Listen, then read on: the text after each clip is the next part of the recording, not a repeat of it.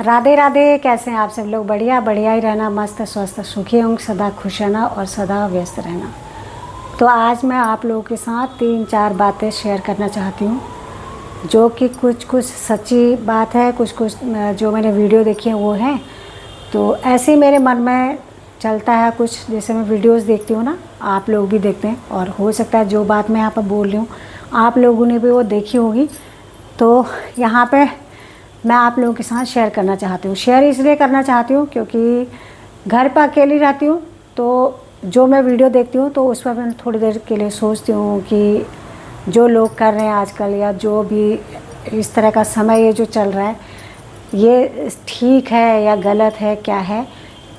तो ये तो मैं अपने नज़रों से या अपने मन से, अपनी सोच के अनुसार मैं बोल रही हूँ या मैं सोच रही हूँ। तो मैं चाहती हूँ कि मैं आप लोगों के साथ वो चीज़ शेयर करूँ, और जो कि आप भी जानते हैं और आप लोगों ने भी देखा होगा। थोड़ा सा ऊपर पैर कर लेती हूँ, पसीने से हो गई हूँ तर। कितना पसीना आ गया क्योंकि पंखा बंद है और बहुत बुरा हाल हो रहा है गर्मी से। तो मतलब उमस वाली गर्मी हो रही है ना दिल्ली में, 4-5 दिनों से तो यही चल रहा है। तो बात यह है कि सुबह जब मैं उठी तो मेरा अधिकतर सुबह ये होता है कि सुबह उठते ही मैं झाड़ू लगा लेती हूँ, और जो भी काम है अपना झाड़ू पोछा नहाना ये करके, तो फिर उसके बाद सुबह का अपना नाश्ता जो बनाना है। ऐसा भी समय होता है, ऐसा नहीं कि रोज़ मैं इसी तरह करती हूँ, कैसे भी करती हूँ, ये तो चलो अपनी बात है। तो मैं जब सुबह झाड़ू लगा रही थी, झाड़ू लगाते हुए मैं अपनी बालकनी में गई, तो मैं देखती हूँ कि एक 15-16 साल का, वैसे वो 10-12 साल का भी हो सकता है, पर मैं उसको 15-16 साल का मान रही हूँ। और पतला सा बिल्कुल एकदम, जैसे 15-16 साल के बच्चे भी ना खूब अच्छे हो जाते हैं कोई कोई, और कोई कमज़ोर से ही रहते। तो चलो 15-16 साल का होगा, और वो एक भारी भरकम रेहड़ी को ले जा रहा था। तो रेहड़ी मतलब ये नहीं कि फल फूल वाली या सब्जी वाली, ऐसी नहीं थी, वो पूरे बंद, उसमें सामान भरा हुआ था। तो उसके हिसाब से मैंने ये समझा कि वो कुछ जैसे चाउमीन बनाते हैं गोलगप्पे वाला, या छोले भटूरे जो भी ये बनाते हैं ना, तो इसी टाइप की उसमें सामान भरा था और रेहड़ी को ले जा रहा था। तो उससे धक्का भी नहीं दिया जा रहा था, उस रेहड़ी को ले जा रहा था और अकेला था। अब हो सकता है जहाँ वो रेहड़ी पहुँचा रहा होगा, क्योंकि हमारे घर से हुए जैसे थोड़ा आगे जाके ना चौराहा है बहुत बड़ा, तो वहाँ पे लोग, बहुत सारे ऐसे लोग जैसे तरह तरह की चीज़ें जो आजकल लोग खाते हैं, ये फास्ट फूड और स्ट्रीट फूड जो भी बोलते हैं इसको, ये खाते हैं। तो बहुत सारे वहाँ पर तरह तरह के लोग अपना अपनी रेहड़ी लगा के, रेहड़ी वाले अलग हैं, जो दुकान में बनाते हैं, जिन्होंने शॉप ले रखी है, मतलब दुकान लिए किराए पे, उसमें बनाते हैं, जो भी है वहाँ पर बहुत सारे लोग मिल जाएंगे।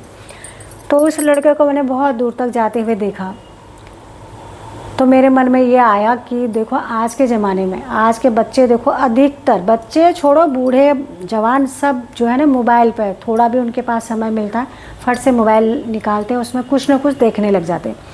तो मैंने यही सोचा कि ये बच्चा देखो, उसकी उम्र अभी खेलने कूदने की है, और कुछ भी मतलब ऐसे मनमानी चीज़ें हैं वो करने की उसकी उम्र है, लेकिन इस उम्र में जब इतनी मेहनत कर रहा है, हो सकता है वो आज ही ले जा रहा हो रेहड़ी, और दिन उसके पापा ले जाते होंगे, हो सकता है वो रोज़ ही ले जाता होगा। मैंने आज देखा तो मैंने उसके बारे में ऐसा सोचा। और कोई भी ऐसा जो काम करता है तो उसकी मजबूरी होती है। अगर जिस बच्चे को, जिस इंसान को फ्री में खाने पीने को मिल जाएगा, कुछ भी मिल जाएगा, तो वो ऐसे मेहनत नहीं करना चाहेगा। तो मुझे ऐसा लग रहा है कि बच्चा मेहनती है, या फिर पढ़ाई में उसका ध्यान नहीं होगा, इसलिए उसके पापा ने उसे मतलब इस कार्य पर लगा दिया, या फिर घर की कोई मजबूरी होगी, कुछ भी चीज़ें हो सकता है। फिर जैसे सारा काम धंधा हुआ, मोबाइल हाथ में लिया जैसे कि सब लोग लेते हैं। और एक बात मैं आप लोगों को बता दूं, तो मैं तो मोबाइल इसलिए भी लेती हूँ, जैसे कुछ मेरी शॉर्ट्स अनलिस्ट होती है तो उनको पब्लिक करने के लिए मैं मोबाइल पकड़ती हूँ, और या फिर मेरे सब्सक्राइबर्स बड़े हैं घटे हैं, ये सब जो भी जितने भी क्रिएटर्स हैं, बड़े से लेकर छोटे तक, ये सबका है कि कुछ और देखना नहीं देखना, अपना चैनल देखना है कि भाई मेरा चैनल में सुधार हुआ है, गड़बड़ी होगी, क्या होगी, तो जो भी आप सोचो। तो मैंने मोबाइल ऑन करा, मैंने एक वीडियो उसमें देखी, तो एक माँ अपने बच्चे को खूब बुरी तरह डांट रही है उसमें। और पहले तो उसने चप्पल उठाया और खूब ऐसी शक्ल बनाई थी माँ ने, एक चप्पल मारा, लेकिन जिसको चप्पल लगी उसकी शक्ल नहीं दिखी, और खूब उसको बहुत कुछ बोली, जो एक माँ बोलती है मेरे को नहीं लगता कि कोई भी माँ दिल से ऐसे बोलती होगी, कोई भी माँ बोलेगी अपने बच्चों को सुधारने के लिए बोलेगी, ऐसे बिगाड़ने के लिए उसके लिए नहीं बोलेगी ऐसे। तो बोल रही थी कि माता पिता के कमाई खा रहे हो, तुम्हें शर्म नहीं आती है, हम इस घर को बेच देंगे और फिर देखते हैं हम तुम कहाँ रहोगे। जो भी एक माँ बोलती है अपने बच्चों को, तो बहुत कुछ बोल रही थी। मैंने आधा वीडियो देखा, वहाँ से मैं फिर उसकी आईडी चेक करने लगी। मैंने कहा देखूं ज़रा, जो बच्चा भाई माँ एक चप्पल मार रही है और जो भी है वो बेटा है बेटी है, वो कुछ भी नहीं बोल रहा है बोल रही है, तो इसका मतलब चेक करना पड़ेगा। वैसे मैं किसी की आईडी चेक नहीं करती ऐसी, कोई कैसा भी है, लेकिन मैंने वो देख के। और दूसरा, जो माँ मार रही थी, ये ना जैसे मैं यहाँ पे बैठी हूँ तो वो भी ऐसे बैठ के उसने दाएं मारा चप्पल, सामने से वीडियो बना रहा था वो, और इधर श्री राधा श्री राधा श्री राधा, ऐसे जैसे हम वृंदावन जाते हैं ना तो गोल किया होता है, उसमें श्री राधा लिखा होता है, इसी तरह दीवारों पर श्री राधा लिखा हुआ था और बेड में थी माँ। तो मैंने उसकी आईडी चेक करी तो देखा कि वो 30-35 साल का होगा लड़का, और वो राधा रानी या कृष्ण भगवान की भक्ति में लीन रहता है। तो अधिकतर वो वृंदावन में, उसका मतलब बहुत सारी वीडियोस देखी मैंने, तो वृंदावन की थी उसकी।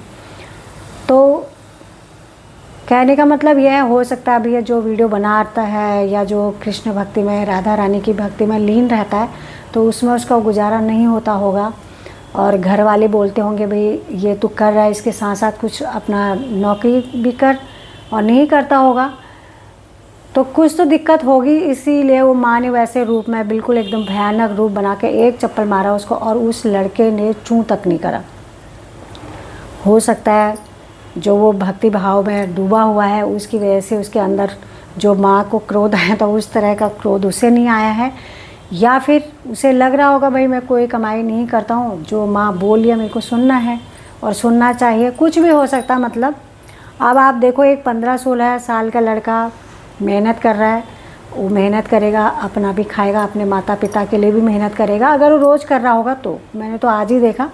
और एक 30-35 साल का लड़का, मेरे हिसाब से इतने ही साल का, खूब मोटा तगड़ा, मतलब एक मर्द की तरह समझ लो उसको, वो बच्चा नहीं है, तो इसलिए मैं मेरे हिसाब से 30-35 साल का है। और वो इतने उम्र में भी अपने माँ के हाथ से चप्पल खा रहा है, और माँ उसे बोल लिया क्रोध में कि घर को बेच देंगे और फिर हम देखते हैं कि तू कहाँ रहता है, क्या खाएगा क्या नहीं खाएगा। तो देखो, भगवान की भक्ति में भी आजकल बहुत से लोग सच में डूबे हैं, या ढोंग करते हैं या क्या करते हैं, वो तो वही प्रभु जाने कि उनका क्या है।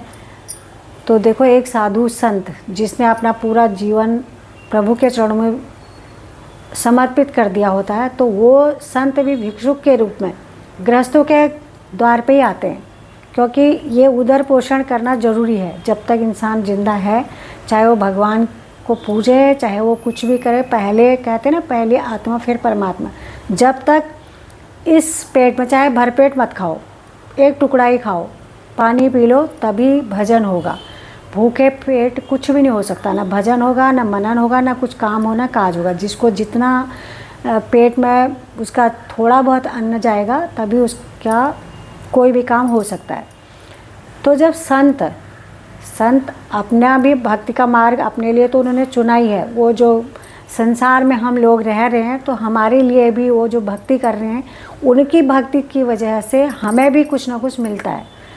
तो वो भी जब लोगों के घर गृहस्थों के द्वार पर जाते हैं भिक्षुक बन के, तो वो भी उधर पोषण करने के लिए उन्हें भी हाथ फैलाना पड़ता है। मीन्स हाथ फैलाना मीन्स भिखारी नहीं होते, वो भिक्षुक होते हैं। भिक्षुक, भिक्षा मांगना, किसी के द्वार पर जाते हैं। तो जब आप घर पे भी रह रहे हो, और फिर और लंबे लंबे बाल रखे हुए हैं, धोती कुर्ता, जो भी मतलब एक संत होता है या फिर जो भक्त होता है, उस तरह के आप वस्त्र धारण भी कर रहे हो, करो, कोई बात नहीं। भक्ति करना तो अच्छी बात है, गलत रास्ते पर जाने से तो अच्छा है। भगवान का नाम ले रहे हो, कहीं पूजा पाठ करो, सब कर रहे हो, लेकिन देखना भी तो है ना। अगर या तो विरक्त बन गए, वो अलग चीज़ है। अब आप घर में रह रहे हो, माता पिता की कमाई खा रहे हो, फिर सोच रहे हो कि मैं इस तरह की डांस करूँगा, इस तरह के ये करूँगा, भगवान को मनाऊँगा, ये करूँगा, इसमें मेरा घर चलेगा। तो ऐसे घर तो किसी का नहीं चलता है ना। ऐसा घर उनका चल सकता है जो तरह तरह की वीडियोस बनाते हैं, किसी भी तरह की, उनका घर तो चल सकता है। ऐसे घर किसी का नहीं चलता। हो सकता है और भी चैनल पर और जगह भी होंगे एक्टिव, तो वहाँ उनका होता होगा ऐसा। तो माँ के मार खाना इस उम्र में जाके, और माँ का ऐसा बोलना, भाई कोई भी माँ जब अंदर से क्रोध में होगी तभी तो बोलेगी ना कि हम इस घर को बेच देंगे, फिर देखते हैं हम कि तुम कैसे खाते हो करके। ऐसे नहीं तो कौन माँ बोलेगी, कुछ तो कमी होगी, कुछ तो दिक्कत होगी, पैसे की होगी या जो भी होगा, तो एक ही हो गया। और दूसरा मैंने एक वीडियो देखा था, कल देखा था, या कल की घटना है या परसों की घटना, मैंने तो कल देखी थी वो वीडियो, कि इटावा में कथावाचक के चुटिया काट दी, उसको वहाँ से बाल सारे उड़ा दिए, और किसी महिला के चरणों में उनको कहा कि नाक रगड़ के माफ़ी मांगो। सच में बहुत दुख हुआ इस बात से कि कथा जो सुना रहा, जो मतलब भगवान की महिमा सुना रहा है, कथा गा रहा है, और लोग एकत्रित होकर वहाँ पर उस कथा को सुन रहे, चाहे वो कैसा भी है। देखो रसखान हैं, रहीम हैं, रैदास हैं, ये कौन थे, है ना। हम इनको आप भक्त, बड़े गुरु हैं हमारे ये, उनके हम पद गाते हैं, पद सुनते हैं उनके। वो किस तरह भगवान के लिए, उस प्रभु को रिझाने के लिए कैसे कैसे पद उन्होंने लिखे हैं। और वहाँ बताओ क्या किया लोगों ने, क्यों कथावाचक को ऐसे, ये बहुत गलत बात है। उन्हें ऐसा लग रहा होगा कि हमने उस इंसान को, उसकी चुटिया काट के उसको बेइज्जत किया। बिल्कुल नहीं, आपने सीधे उस प्रभु की बेइज्जती करी है, उस प्रभु को आपने रुष्ट किया है। जो इंसान प्रभु के महिमा को अगर सुना रहा है तो तुम उसके साथ ऐसा सलूक कर रहे हो, तो ये अच्छी बात नहीं है। बताओ, व्यासपीठ पहले वैसे ही पूजनीय है, व्यासपीठ पर जो बैठ रहा है वो उसके योग्य है, और वहाँ पर बैठ के वो कथा सुना रहा है। उसके अलावा उसके मन में कैसा है, क्या है, वो जाने। तो कथावाचक वैसे ही एक सूत जी के रूप में होता है, यानी कि वो कथावाचक है, प्रभु जो हमें मार्ग दिखाने वाला है, भगवान का भक्ति का मार्ग दिखाने वाला है, वैसे ही पूजनीय होता है। लेकिन आपको ऐसी नहीं करना चाहिए था कि चुटिया काटी, लोगों के सामने बेइज्जती करी। मेरे को अच्छा नहीं लगा। ये कहने का मतलब यह है कि हम छोटी सी एक अपने घर में सत्यनारायण की छोटी सी कथा कराते, मतलब अपने परिवार में ही हम लोग होते, बाहर मतलब किसी को, रिश्तेदारों को नहीं बुलाते। तो उसके लिए भी हम एक हफ्ते से पहले से आपस में बातें करते हैं कि कथा करेंगे, ये लाना है, वो लाना है, वो लाना। अब जिसने वो कथा करवाई, चाहे वो कितने भी लोग करवा रहे थे, तो वो भी तो 10-15 दिन से उस चीज़ की तैयारी कर रहे होंगे। जो कथावाचक वहाँ पर कथा करने के लिए आए, उनको भी आपके जान पहचान के लोग कोई तो वहाँ पर लाए होंगे। तो कम से कम जब ये हादसा वहाँ पर हो रहा था, आप लोगों को उसका विरोध करना चाहिए था कि भाई इनको कथा पूरी करने दो, और जिस दिन कथा ख़त्म हो जाएगी उसके बाद इनके साथ वार्ता करके आप इस बात को सुलझा सकते हैं। तो उनका कहने का मतलब यह है कि जिन्होंने बाल, उनकी चुटिया काटी है वहाँ से, कि ये ब्राह्मण नहीं है। सच में हमारे सनातन धर्म में ना बहुत गलत हो गया है कि अगर किसी को प्रसिद्धि नहीं मिली है ना अपने ज़िंदगी में, तो वो दूसरे पर आरोप लगा देता है। संत लोगों की बात करूँ मैं, हम तो चलो छोड़ो, हम तो पापी लोग हैं, हमें तो कुछ मालूम ही नहीं है। जो संत का, बाबा का चोला धारण करके संत बन के आपके अंदर अभी तक ये धैर्य नहीं है कि प्रसिद्धि का क्या करना भैया, उसके घर में प्रसिद्धि होनी चाहिए ना, इंसान को प्रसिद्ध होकर क्या मिलेगा। तो वहाँ पर मैंने देखा कि एक संत इतने भड़के हुए हैं, उनको ऐसा लग रहा है कि ये बीजेपी करवा रही है। मतलब बीजेपी ने उसकी चुटिया कटाने को लोग बोला, उसको बोला कि भाई तू ब्राह्मण नहीं है, तो यहाँ पर क्यों बैठ गया। और वहीं पर बहुत सारे संत बोल रहे हैं कि ऐसा ठीक नहीं है, कोई भी कथा कर रहा है, सुनो कथा, उसमें क्या हो गया। भगवान की महिमा सुनना कोई गलत बात थोड़ी है। तो अधिकतर संतों ने यही कहा है कि ऐसा नहीं होता कि कथा कौन सुना रहा है, क्या सुना रहा है, बस कथा वो कैसी सुना रहे हैं, कैसे आपको वो कथा में रुचि है, कि वो जिस तरह आपको रुचि है उस तरह वो कथा सुना पा रहे हैं, नहीं सुना पा रहे, वो आपने देखना है। और अगर कथावाचक अच्छा होगा तो जगह जगह कथा उनकी सुनी जाएगी, हर जगह लोग बुलाएंगे ना। लेकिन आज की दुनिया में क्या हो गया, मतलब आज जो हमारे समाज में ये सनातन धर्म में क्या हो गया, प्रसिद्धि जो कथा करा रहे उनको भी चाहिए, जो कथा कर रहे हैं उनको भी चाहिए। अगर उनकी प्रसिद्धि नहीं हो पा रही ना, तो वो एक दूसरे पर आरोप लगाना, यही वो कर रहे हैं। अब इसीलिए प्रेमानंद महाराज जी को लोग क्यों पसंद कर रहे हैं, क्योंकि वो एक बात बोलते हैं, उनको पैसे का कोई लालच नहीं है। इसीलिए सारे लोग उनके पास जा रहे हैं, उनकी बातें सुन रहे हैं, चाहे सोशल मीडिया के थ्रू, चाहे उनके दर्शन करने जा रहे हैं। इसीलिए जा रहे हैं क्योंकि वो एक बात बोलते हैं, उनको पैसे का कोई नहीं, लेकिन लोग उन्हें भी नहीं छोड़ रहे।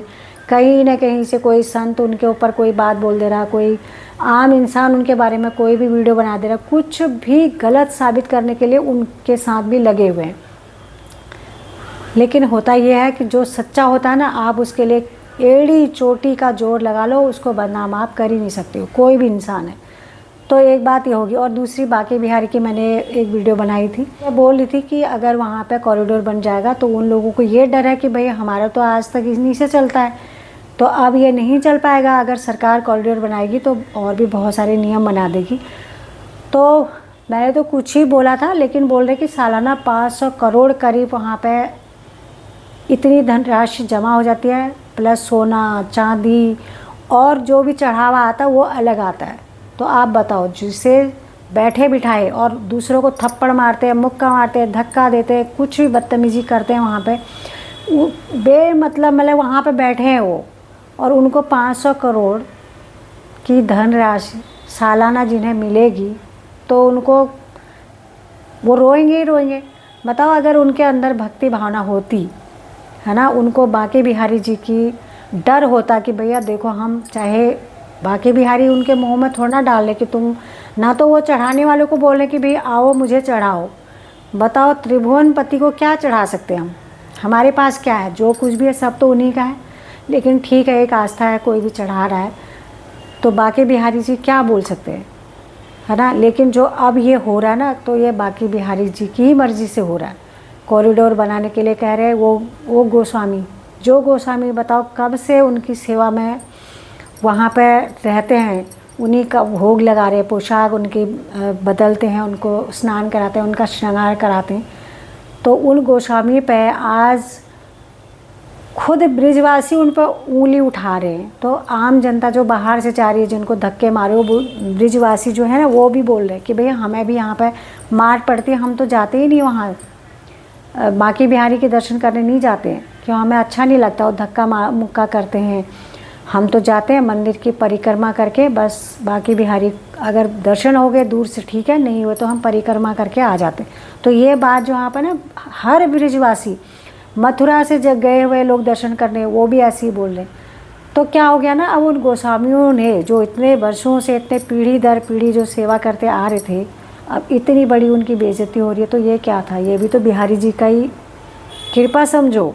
वो चाहते हैं कि जो इन्होंने मेरा मजाक बना रखा है कि इतना चढ़ावा आता है, ना तो उन्होंने मंदिर का सुधार किया, मंदिर जस का तस है। और तो और ये कहो कि मंदिर इतना, जो प्रांगण से में लोग जाते हैं ना, इतना गंदा चिप चिप प्रसाद गिरता है, उसके ऊपर पैर रखते हैं। और तो और देखो, तुलसी दल, वो आपने देखा होगा ना कैसे फेंकते हैं वहाँ से पैरों के नीचे। वैसे ही वो हैं भक्तजन जो दर्शन करने जा रहे हैं, अरे तुलसी जी के माला जो वहाँ से वो फेंक रहे लोगों के ऊपर, कितने पत्ते पैरों के नीचे आते। बताओ, उनकी हम पूजा करते। जब हम सनातनी, हम हिंदू होके हमारा कर्तव्य है, हम किस चीज़ को पूछते हैं, किसका हमारे जीवन में क्या महत्व है, जब हम खुद इस चीज़ का खुद ही हम पूछते हैं तुलसी जी को, खुद ही हमारे पैरों के नीचे वो आ रही है। बताओ, तो हमें कहाँ से अच्छी मति आएगी है? बताओ, कितनी दूर दूर से लोग जा रहे हैं वहाँ दर्शन करने के लिए। कब उनके चरणों में जो भी चीज़ है, चाहे वो तुलसी दल की माला है, चाहे वो कोई फूलों की माला है, कुछ भी है, पहले तो पापी वो लोग हैं जो ऐसे जनता के ऊपर फेंकते हैं। भैया तुम एक ही को दे दो, प्रेम से दे दो, प्यार से दे दो, है ना।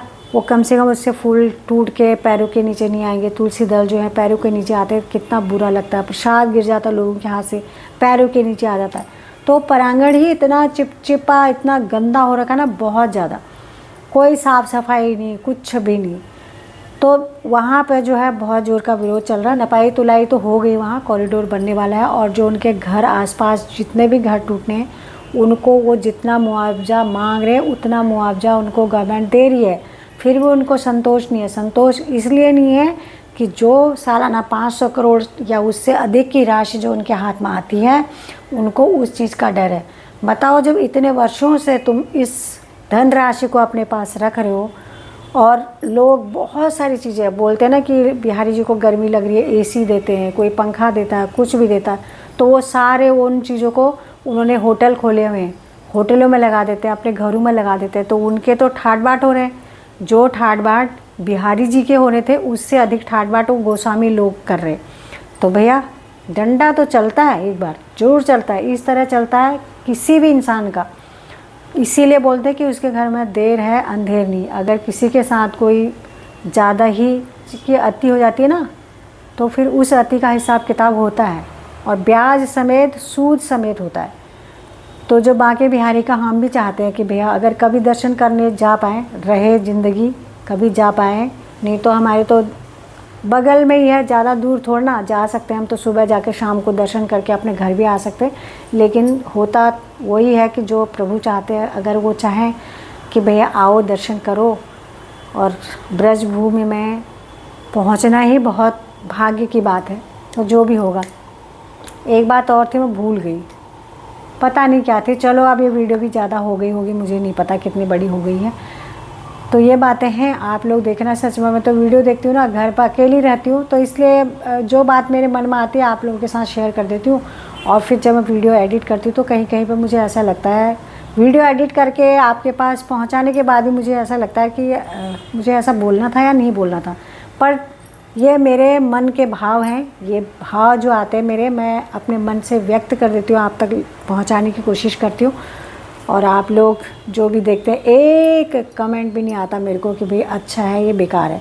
पर कभी कभी मैं सोचती हूँ जैसे लोगों को कमेंट आते हैं ना, तो उससे अच्छा है कि भाई ना आए, कोई बात नहीं, मैं वीडियो बना रही हूँ, ठीक है, कोई बात नहीं। और मुझे अच्छा लगता है, और जो लोग मेरे वीडियो को देखते हैं उनका बहुत बहुत धन्यवाद। और बहुत से लोग देखते हैं, बहुत जो लोग मुझे प्यार करते हैं, जो लोग मुझे सपोर्ट करना चाहते हैं, तो वो छोटा सा कमेंट भेज भी देते हैं। और ठीक है भैया, आपका मन जैसा है। तो वीडियो को यहीं पर समाप्त करती हूँ। आप सभी लोगों को फिर से राधे राधे, जय श्री कृष्णा।